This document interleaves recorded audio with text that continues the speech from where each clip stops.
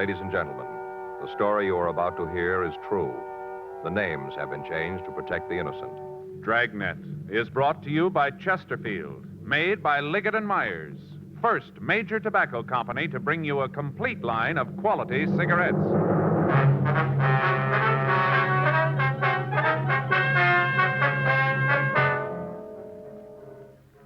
You're a detective sergeant. You're assigned to juvenile detail. 4 children in your city have apparently been abandoned by their mother. There's no trace of the woman's whereabouts. There's a possibility of foul play. Your job, investigate.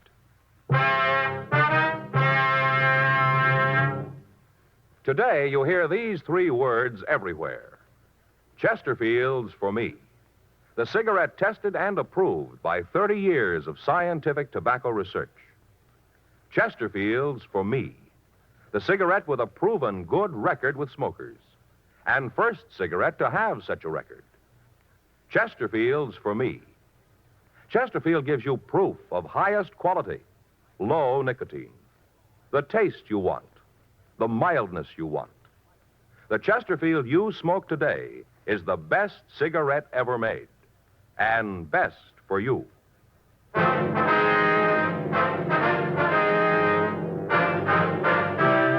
Dragnet, the documented drama of an actual crime. For the next 30 minutes, in cooperation with the Los Angeles Police Department, you will travel step by step on the side of the law through an actual case transcribed from official police files. From beginning to end, from crime to punishment, Dragnet is the story of your police force in action. It was Friday, February 8th. It was raining in Los Angeles. We were working the night watch out of juvenile detail. My partner's Frank Smith. The boss is Captain Powers. My name's Friday. I was on my way back from Juvenile Hall, and it was 7:46 p.m. when I got to 1335 Georgia Street, the office. Joe? Yeah, Irene? You talked to Captain Powers? Yeah, the way it looks, Frank's going to be tied up in court for a couple of days. Going kind of hard. Gang war, isn't it? Yeah, seems like everybody in town's climbed on this one. Really making a big thing out of it. Uh-huh. Fellow skipper said I was supposed to give you a hand on anything that might come up. Then you just made it. Hmm? Woman in the next office. You better talk to her. What's it about? It'll be better if you got it straight from her. Was she a crank? I don't think so. See what you can figure. All right. Mrs. Eggers? Yes, Miss Gardner. You ready to do something about this? Yes, ma'am. I'd like you to meet Sergeant Friday. Joe, this is Mrs. Eggers. Now, how do you do? Miss Eggers? If you'd give him the story the way you told it to me. You bet I will. Sit down, young man. I'll tell you all about it. All right. Get your book out. I beg your pardon? Your book. You're going to take some notations, aren't you? Well, if you'll just tell us what this is all about. Yeah. Well, I don't want you to get the idea that I'm the nosy type. I'm not. It's just that I take an interest in the things that go on around me.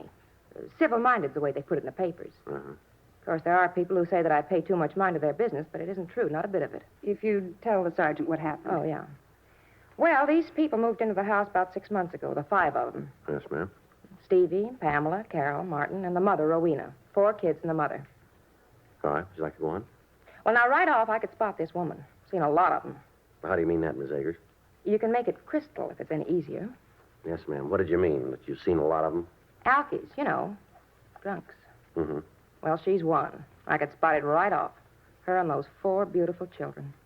Yeah. Well, the first few months they lived there, I'd maybe see her a couple times a week, you know, going in the house or coming out. Just a couple times a week. I see. Last week, 10 days, I haven't seen her at all. Not even a little sight. Mm-hmm. So right off, I figured that something was wrong. That's the way it looks to me. All right, thank you, Miss Eggers. We'll check on the house right away. Well, that's what I wanted this policewoman to do. I told her I'd go right along with you. Well, that won't be necessary. Now, listen, young man, if there's anything wrong with them kids, I want to know about it. I want to do my part. The whole neighborhood's talking. Is that right? Sure. Little Stevie's been to all the houses looking for something to do, asking for work. It just seems to me that there's something wrong about the whole caboodle of them. Not seeing the mother and the way the boy don't eat the lunch plate, not seeing the other kids. There's something that don't fit over there. All right, ma'am, we'll look right into it. You just do that. We'll see what I say is true. Thank you, Mrs. Eggers. Don't go thanking me. Just trying to be civil-minded, that's all. Mm-hmm. Just seems that there isn't anybody who cares about those kids. Well, that's not true, Miss Eggers. What? We do. 8:14 p.m.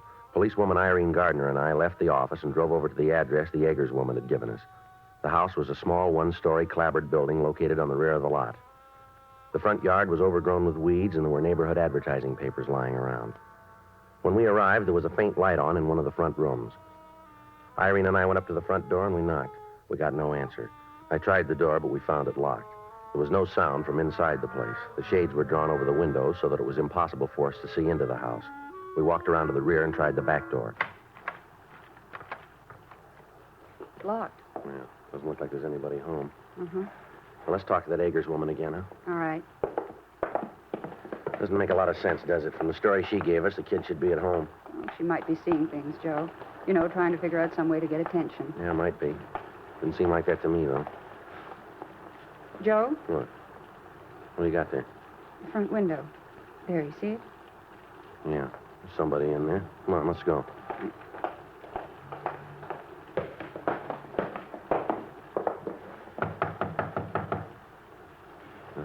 Try it again. Yeah. Not answering. Come on, open up in there. We know you're in there. Come on. Open the door. What do you want? Police officers, let us in. There's nothing wrong. Go away. No, we can't do that. Now, come on, open up. Who are you going to arrest? Nobody. We just want to talk to you. You sure that's all? That's right. Okay. Just a minute.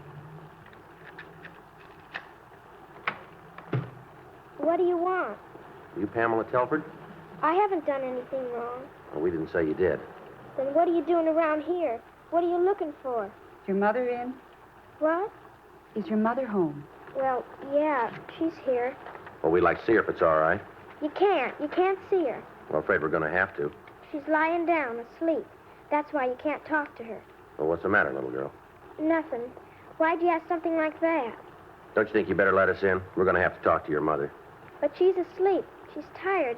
You can't talk to her. You can't. Now, come on. You want to go in and wake her up? There's some things we've got to talk to her about. I wonder if we could come in. It's kind of wet out here. How about it? And then you can get your mother and we can have our talk, huh? I guess you can come in. I guess it's all right. Come on in, Joe. Yeah. The front room was about 12 feet square. The only light in the room came from a candle in a jelly glass on a table. The only furniture in the place was the table that held the candle and a torn artificial leather and chrome couch. The floor was covered with paper, rain-soaked cardboard boxes, and dirty clothes. At a half a dozen different places, drops of dirty water were seeping through the roof. The water was being caught in empty tin cans that had been placed around the room. To the left was a door to a bedroom. In it, in a wooden crib, were 2 children. From the descriptions we'd gotten from the Eggers woman, we recognized them as Martin Telford, age 4, and his sister Carol, age 2. As soon as the children saw Irene and me, they hid their heads under the dirty blanket that covered the crib. There was nothing else in the room except a dirty mattress lying on the floor in one corner. From the appearance of the bedding, it hadn't been laundered or changed in at least 3 weeks. On the other side of the house, a small kitchen was piled high with dirty dishes, pieces of rotting food, and empty tin cans. The plumbing in the house had apparently been out of order for several weeks. While Irene and I looked over the house, the girl who'd met us at the door, Pamela Telford, followed us. When we got back to the front room, she started to cry. All right, you want to tell us where she is? Come on, Pamela. It's not as bad as all that, is it? Here's a handkerchief. Here you are. Now, where's your mother? She's out looking for a job. Well, it's kind of late for that, isn't it? I don't know. That's what she's doing, though. Out looking for a job. Well, now, why'd you tell us that she was here tonight?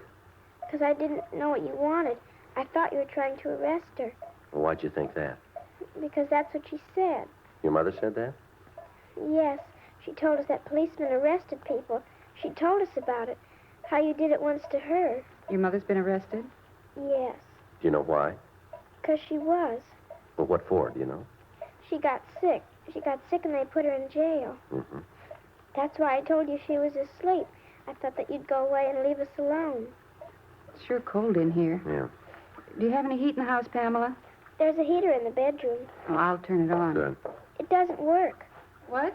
The heater doesn't work. Marty was playing one day and he broke the little rods in it. It doesn't work anymore. Well, we should be able to get some heat out of it. No, you won't. There isn't any gas. They turned it off. Mm-hmm. Well, I think maybe you youngsters better come downtown with us, don't you think? Why? Well, it'll be warm down there, a lot more comfortable for you. We can't go. We gotta wait here. That's all right, Pamela. We'll leave word for your mother where you are. Maybe that's your mother now, huh? No, it's Steve.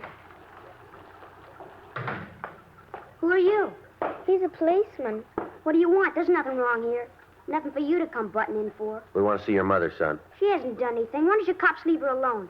All the time you're after her, never leave her alone. You're kind of rough for a little guy, aren't you? That's none of your business. I know my rights. I know I'm good. Well, look here, son. We're going to take you downtown and give you a good meal, just until we can talk to your mother, that's all. Then you're gonna bring us back? Well, we'll see. How about Marty and Carol? You taking them too? Yeah. Gonna give them something to eat? Yes, that's right. Okay, we'll go with you. Just for tonight, though, that's all. Just for tonight. You understand? Yeah. Oh, and another thing. Yes, what's that? We're paying our own way. I've got money. Anything you give us, we're gonna pay for. Well, you won't have to do that, son. Well, I'm going to.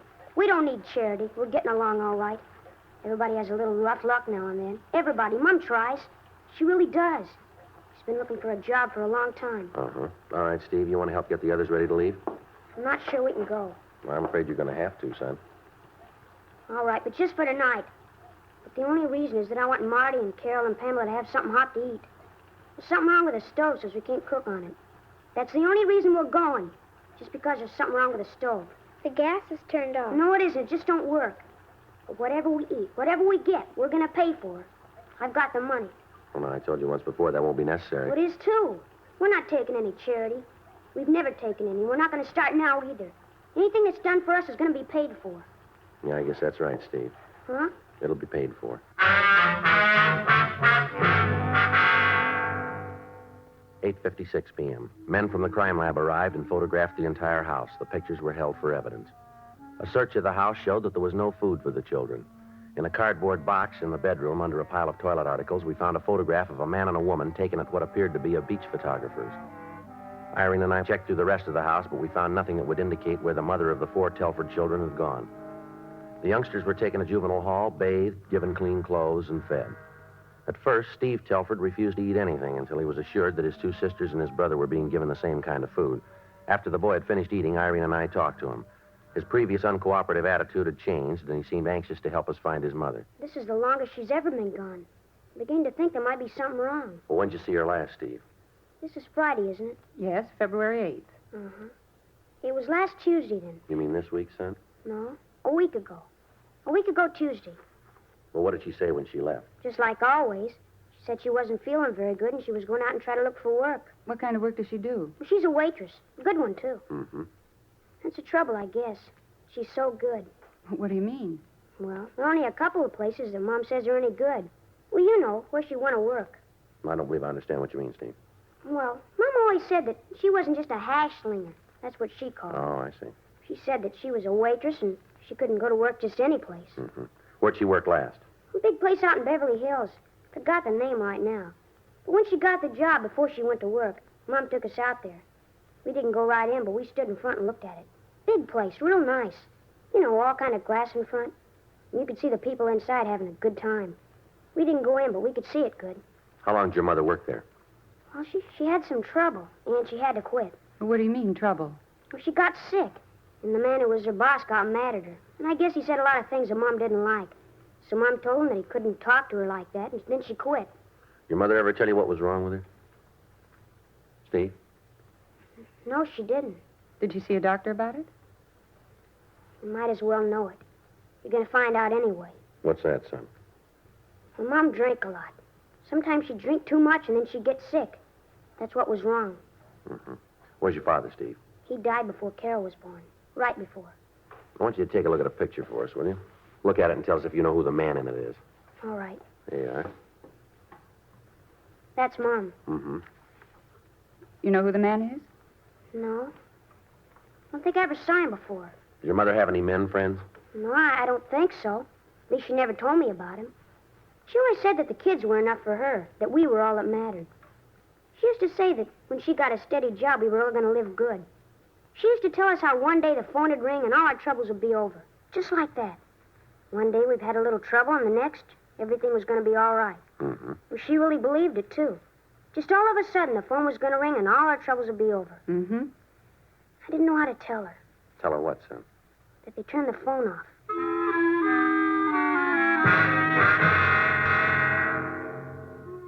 We had the name Rowena Telford checked through R&I. We found that the boy's story was true. The woman had been arrested once on a charge of 4127A LAMC, being drunk in a public place. Irene put in a call to the waitresses union and asked them to check to see if the woman was working any place in town. They came back with the information that the last job she'd held had been 6 months before, and that she'd been fired for insubordination and for being drunk. We showed the picture of the man and woman that we'd found at the Telford home around the department in the hopes that one of the officers might recognize the place where it was taken. None of them did. The next morning, we had several copies made, and we began a search of the bars along 5th Street. We asked each bartender if he'd ever seen the man or the woman. In the first 4 places we checked, we got yes answers to the query about the woman, but none of the people we talked to could tell us anything about the man in the picture. 2 more days passed without results. In the meantime, a warrant had been issued ordering the arrest of Rowena Telford, charging her with child neglect. A local and an APB were gotten out on her. On the 3rd day after we'd started our search for the missing woman, we talked with a bartender who was able to give us the name of the man in the picture. He described the man as a fry cook in one of the smaller restaurants down on 5th Street. We checked the restaurant, but we found that he'd been fired on Monday, the 28th of January. A check of his home address gave us no indication as to where he might be. Irene and I went back to the office and checked the name through R&I. Joe? Yeah? Did you come up with anything? Check the name. He's registered as an ex-convict. Uh-huh. Where'd he fall? Back in Pennsylvania. Did time for ADW. Well, we better talk to him, huh? Right now he looks awful good. Why do you say that? What he was arrested for. Yeah. He tried to beat a woman to death.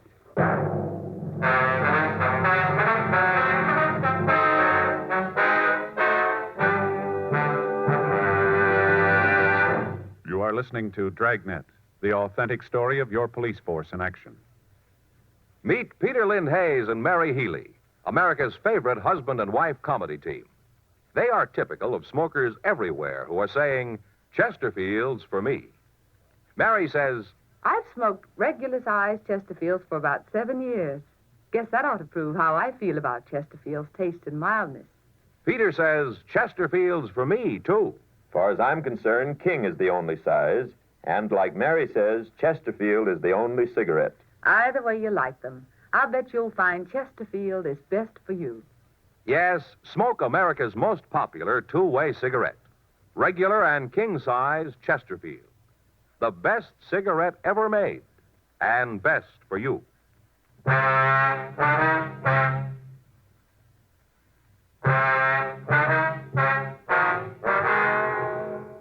An immediate search was started for the man in the picture with Rowena Telford. From friends of his, we found that we might be able to locate him at a hamburger stand down at Santa Monica. Tuesday, February 12th. Policewoman Irene Gardner and I drove down to the beach. Should be it up there, huh? Yeah. Go ahead. Thanks. It's warm in here. Yeah. Yeah? We'd like to see Willis Thatcher. What for? Police officers. You're Thatcher, aren't you? Yeah, what do you want with me? A couple of questions we'd like to ask you. Sure, I got nothing to hide. No reason to give you any trouble. What do you want to know? You know a woman named Rowena Telford? Why do you ask that? It's a simple question, Thatcher. Can you give us the right kind of an answer? How about it? Yeah, I know her. Why? What's she done now? When did you see her last? I don't know, a couple of weeks ago. Narrow that down, will you? Why? Listen, anything she did, I had no part of. We understand you were pretty friendly with her. That's not true. Sure, maybe I had a couple of dates with her, not more than a couple. That's it. And anybody in the world could put up with her for more than that. Why do you say anything like that? You ever know her? No, we're looking for her. You? No, I've never met her. That's how come you can ask that kind of question. And if you knew her, if you spent any time with her, you had to know what I mean. Well, suppose you tell us. She's a lush. A real lush. All the time boozing it up. Wasn't so bad that she got loaded, but she was real loud when she was tanked up. Real loud. Is that right? Sure, check around. Ask her friends. Talk to them. They'll all tell you the same story, every one of them. First off, she'd have a couple of drinks. Next thing you know, any fellow with her be trying to get out of a place without getting his head knocked off. She was always starting trouble. Sit down, order a drink. The next thing you know, some guy was asking you outside. Well, I ain't built to go outside too often. I get hurt bad when I fight. Mm-hmm. Does she have any other boyfriends? You don't listen very good, do What's you? that? I told you, and anybody around here had much to do with her. As far as I know, there wasn't nobody who went with her. How'd she seem the last time you saw her? All right, she had a little hangover. She always had one of those. Seemed depressed about anything? Not that she talked about. Mm-hmm. Did you say anything about leaving town? Not to me. Listen, how about giving me a break and telling me what this is all about? What are you after Rowena for? These fights you told us about. Do you ever have any arguments with Ms. Telford? I don't think that's any of your business. We're writing it down that it is. Now, how about an answer? Well, we had a couple of beefs. I told you couldn't go around with her and not have a little trouble. Did you ever hit her? We're back to that, huh? What do you mean? You know the record, the time I did. You figure maybe I did something to Rowena, isn't that it? You think I hurt her? We're asking you. Well, you're way off the road. I ain't gonna try to con you. Sure, maybe I had a lot of reasons to want to belt her. I used to think a lot of Rowena. Awful lot. But that's all over. All I want her to do is to leave me alone. Stay away from me. I didn't ever hit her.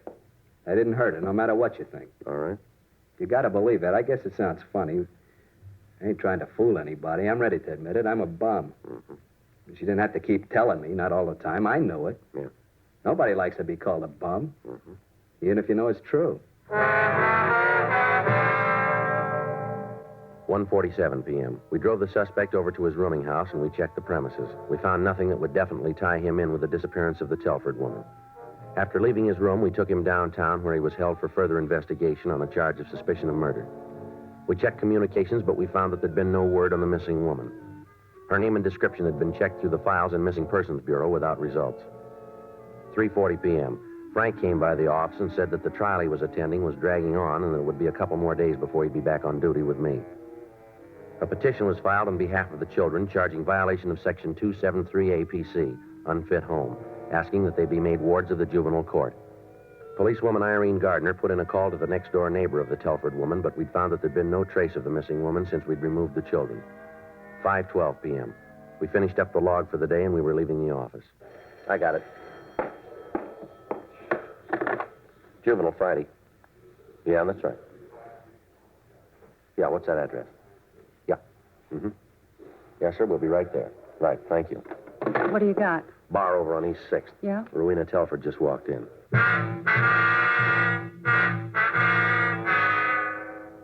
The bartender was one of those that we'd questioned when we first started our investigation. At the time, he knew the Telford woman, but he said that he hadn't seen her for several weeks. On the phone, he told me that she just walked into his bar. Irene Gardner and I left the office and drove over to the East 6th Street address, but the woman had just left. We had her description and a description of the clothes she was wearing.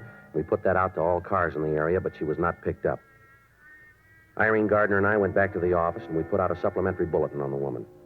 At 8:14 p.m., we got a call from the woman who'd made the original complaint, Mrs. Crystal Eggers. She told us that the Telford woman had just walked into her own home. Irene and I left the office, and we drove out to the house on Vallejo Street. Light on. She must still be home. Yeah. Who is it? Police officers, we'd like to talk to you. Just a minute. It's about time you got here. You got them yet? I beg your pardon? You got the little brats? They all run off, all of them. Get my hands on them, and they're going to get what for. Where are they? We have them downtown, Miss Telford. Why don't you bring them home? This is where they belong. I get my hands on them. Oh, what I'm going to give that little Steve. You mind if we come in? No, come right ahead. You got to kind of excuse the way the house looks. I've been away for a couple of days. You can see how the kids can mess the place up. I'm Sergeant Friday. This is Miss Gardner. Oh, how you do? Would you like to sit down? No, that's all right. How come you didn't bring them back? They're being held in juvenile hall, Miss Telford. For what? Well, when we found them, they were suffering from malnutrition. This place here, it's not fit for youngsters. Oh, so you just took them out and put them in a home, the way it is? Yes, ma'am, that's the way it is. Well, you've got your nerve. You really have. What? You coming in here and breaking up a home like this. You ought to be ashamed of yourself. We have a warrant for your arrest. Me? Yes, ma'am. Now, you listen to me, cop. You've got no right to come in here and break up my home.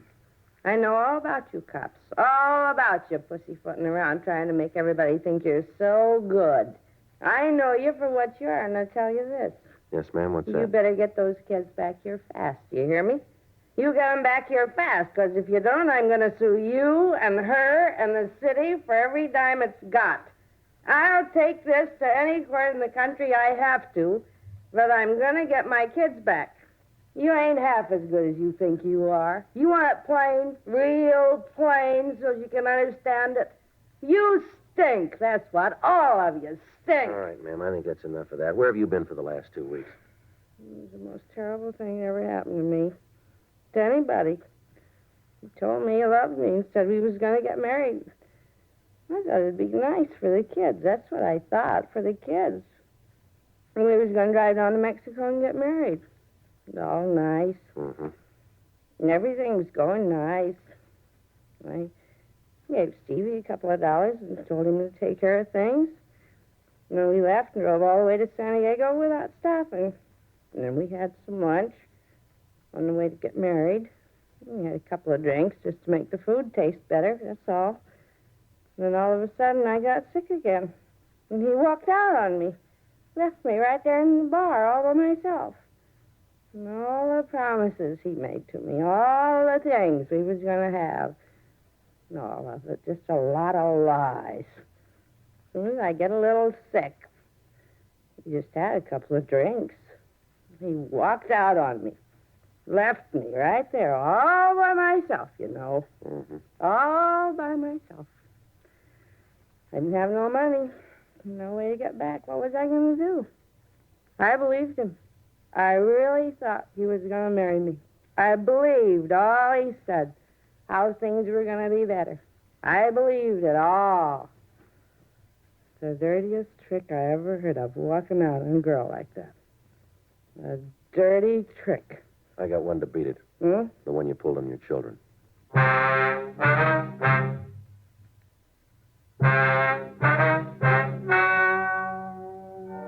The story you've just heard is true.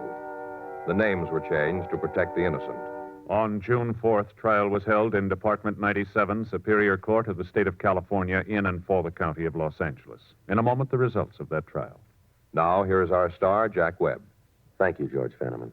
Friends, we've tried very hard to set a Dragnet standard. Now, to put that in just a few words, we try to make each program the kind of entertainment that you want. Now, we're going to keep working real hard at that. And you know, the people who make Chesterfields feel the same way about their cigarette. To sell a product, you have to make it good and keep it good. And the latest reports from our research lab shows Chesterfield is highest in quality. Highest in quality, low in nicotine. Smoke America's most popular two-way cigarette. Chesterfield, regular or king size. They're milder, they're satisfying, they're best for me, best for you.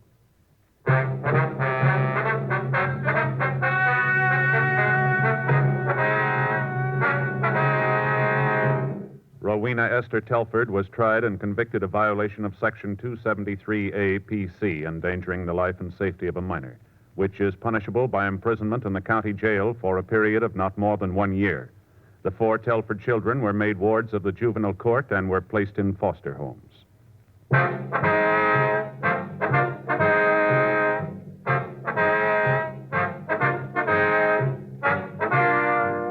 You have just heard Dragnet, a series of authentic cases from official files. Technical advice comes from the Office of Chief of Police W.H. Parker, Los Angeles Police Department. Technical advisors, Captain Jack Donahoe, Sergeant Marty Wynn, Sergeant Vance Brasher. Heard tonight were June Whitley, Sammy Ogg, Virginia Gregg. Script by John Robinson. Music by Walter Schumann. Hal Gibney speaking. Watch an entirely different Dragnet case history each week on your local NBC television station. Please check your newspapers for the day and time. Chesterfield has brought you Dragnet, transcribed from Los Angeles. Filter tip smokers, this is it. L&M Filters, the one filtered cigarette with plenty of good taste and a pure non-mineral filter. You get effective filtration because only the L&M filter contains the miracle product alpha cellulose, entirely pure, harmless to health. You get much more flavor, much less nicotine. It's the light and mild smoke. Yes, this is it. As Ann Sheridan puts it, L&M filters are just what the doctor ordered. Today, buy L&M filters.